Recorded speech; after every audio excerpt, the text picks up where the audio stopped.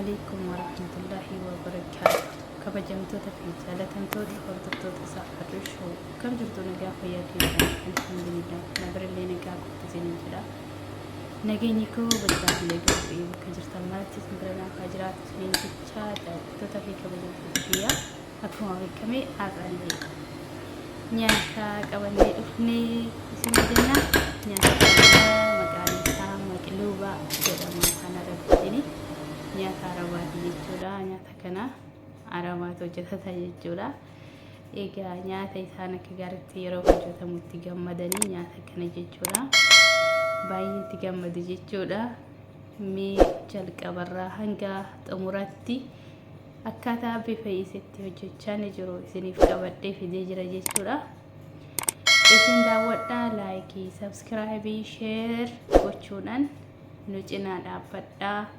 isinin jenna akkuma seentanii viidiyoo laayik sheer sabskiraayib godhaa isinin jenna daawwattoota fi kabajamtoota keenya gammanumaan gara hojii nafaana turaa isinin jedha. Egaa maqluubaan bifa itti hojjetamaa jiruun kanaan durallee hojjechaan ture jechuudha. Har'allee hojjechaan jira jechuudha. Egaa maaliif yeroo waan tokko gizee jalqabaa yeroo si dhibu yeroo keessa turte akka gaariitti bifa salphaa ta'een nama hojjetamu jechuudha. Wanni ani irratti fi nyaata arabaa hojjedhuuf illee tarii namni akka kiyyaa kan nyaata arabaa hojjechuu dadhaburraa kan ka'e carraan dalagaa isaanii gadi xiqqaatu ijoollee hedduu jechuudha. Ijoolleen tokko mana ijaazaa keessa fa'aa kan turaniif sababa nyaata arabaa kana hojjechuu yoo hin beekin dafee hojiin namaaf hin argamu jechuudha. Yoo hojii nyaataa beektee dafee hojiin argama jechuudha. Kanaaf nyaata arabaa kana osoo beekne sirriitti baay'ee barbaachisaadha.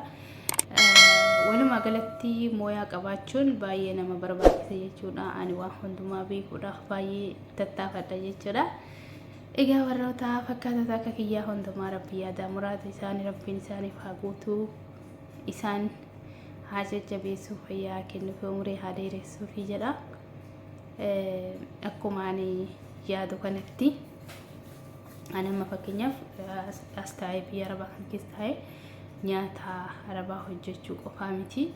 Biyya kiyya keessatti illee nyaata biyyattii kiyya keessa taa'ee nyaatan especially bareedduu hojjechuu nan barbaada. Yaada muraada kiyya rabbi galmanna haa ga'u inshallah.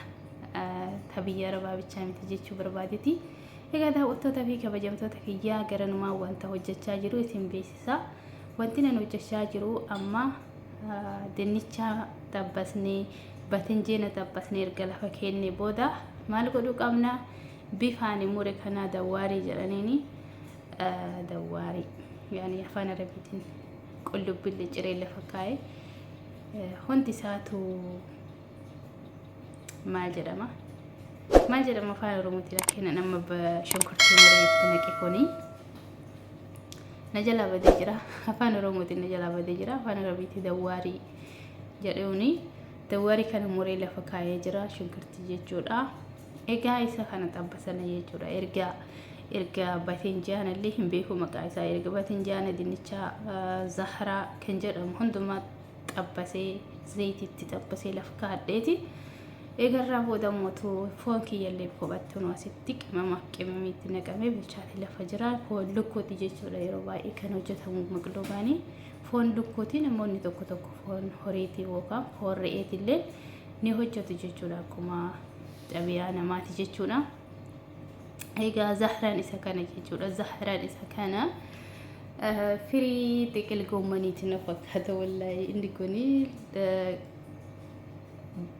akidariin jira. Akidariin isaa jira. Adiin isaa jira jechuudha. Akidariin sun illee baay'ee mi'aayaa. Paastaa wajjin nyaadhama inni jechuudha. Shaakiltii wajjin nyaadhama. Egaa lukkuu kiyya bifa kanaan kan bilcheessaa ture qimamaa fi qimamii mara keessaa wajjin bilcheessaa ture. Amma shunkurtii tabbasaa jiru keessatti naqaa jechuudha. Egaa osoo qammastanii ilaaltanii baay'ee hedduu takka mi'aawa. bifaan amma hojjechaa jiru kanaan namni hojjeta maqluubaa yeroo mutakalleef lafan boosiniin jedha himmiyaa akka gaariitti manni guutuun jaalata jechuudha. Ani sababni bifa kanaan bilcheesse bifa kanaan dura dursoo shunkurtii qaba amma bishaan kun shunkurtii qaba nachi shunkurtii qaba zanjibilii qaba qimame hundi bishaan kana keessatti naqame danfisaa ture jechuudha. Danfaa ture akkuma isin argisiisaa ture bishaan kun danfaa ture bilcheesse jechuudha. Amma qimamii kenna kanatti fayyadamne jechuudha. Qimamoota jiru hundumaa isinitti himeen ture kanaan durallee qimamoonni kun ittiin bilaalaa filfila soodii kamuuna kanarraa hojjetaman jechuudha. Hin beektan jedhee yaada kaa qimamochi mana madaamii keessaa waanuma isin dhibullee hin jiru tokko malee tokko waanuma isin dhibu hin jiru. Hojii maqluubaa bifuma kanaan salphamatti hojjennee qopheessinaaf jechuu jiratti. Kanaaf egaa timaatimallee bifa kanaan murree itti naqnee jira jechuudha. Dinnicha reefuu xabbasnee jennee hunda isaa amma as gubbarra daraaddarra jechuudha. Egaa lukkuu fi shunkurtii waliin akoofne amma kaanee kuduraa xabbasaa turre guutuu gubbarraa afanna jechuudha. Hunduma isaaniitu gubbarraa afna jechuudha.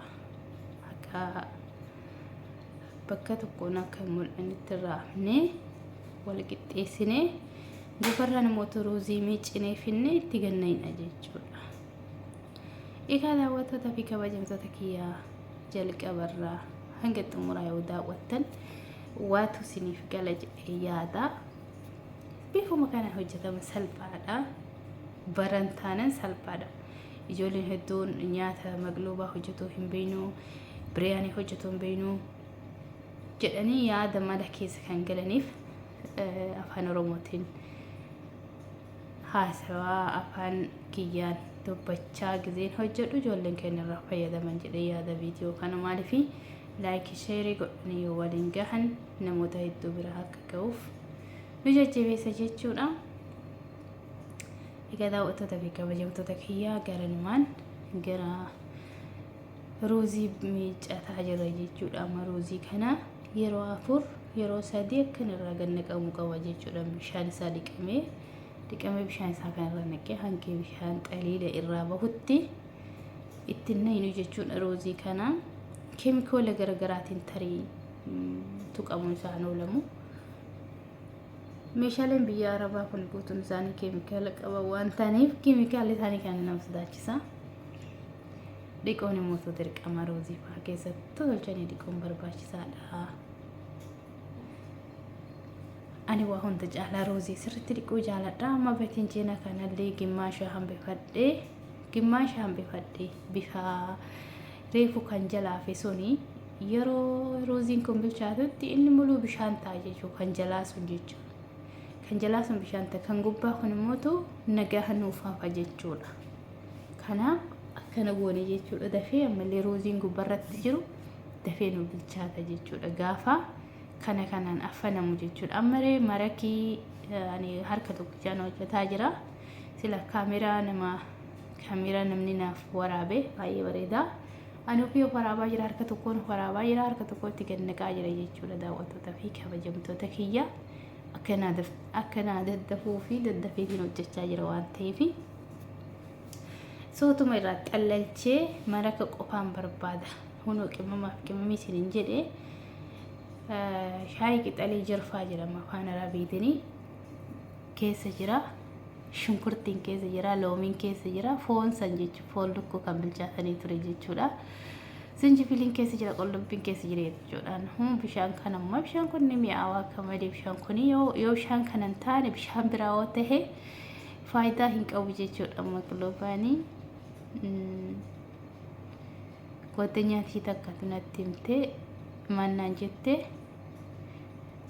bishaan isaa jalaa gannaqee bishaan biraan nadiifatti naqee naan jette qulqulluu bishaanitti naqee lakkiin ta'u jedheen bishaan foon keessaa fuutee bishaan jalaa gannaquun hin ta'u jedheen.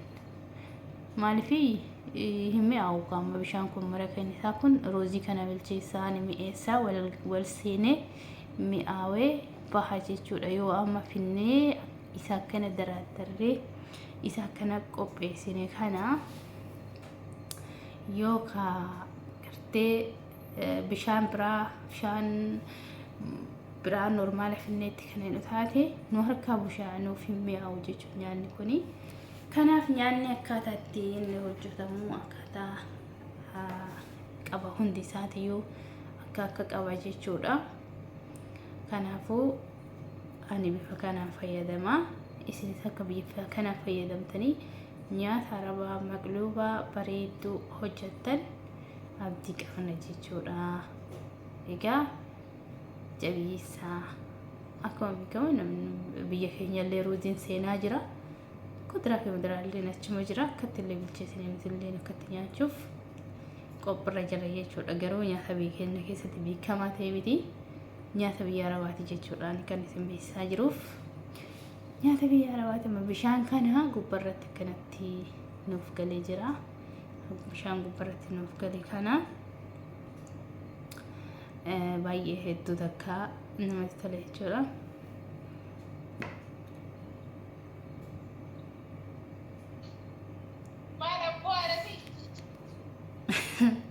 Ani haadha kan keetiin taloo fachuun viidiyoo waraabaa jira. Akkam jirta fayyaa keetii naguma?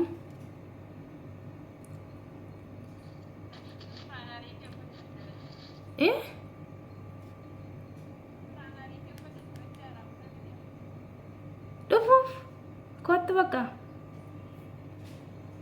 isa dhugaa kootte na bira abda deema jedhin obboleetti kiyya bira ishee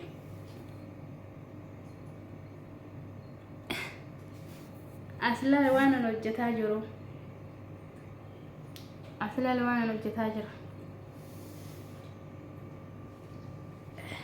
Yoo dhuftee har'a carraa qabdaa yoo wallaahi hin dhuftaa mucoon takkallee hin dhufa naan jechaa jirti.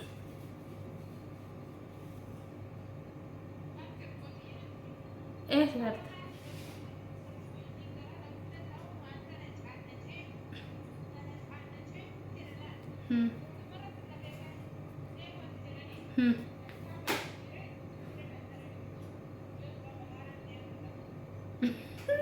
hoteela kamiin deeme?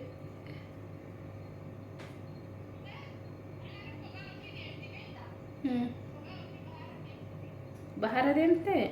Okay. Bye bye.